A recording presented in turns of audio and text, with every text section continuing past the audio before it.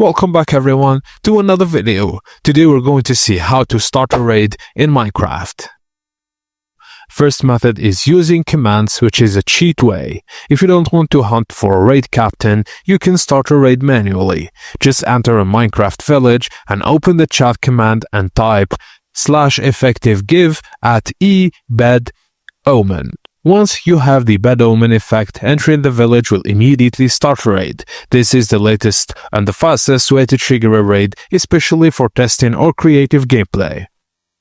The second method is getting bad omen naturally. For a legit in-game approach, you need to acquire the bad omen effect by defeating a raid captain at a pillager outpost. Just find the pillager outpost. These spawn vary several hundred to thousands blocks. Look for tall distinctive towers on the horizon.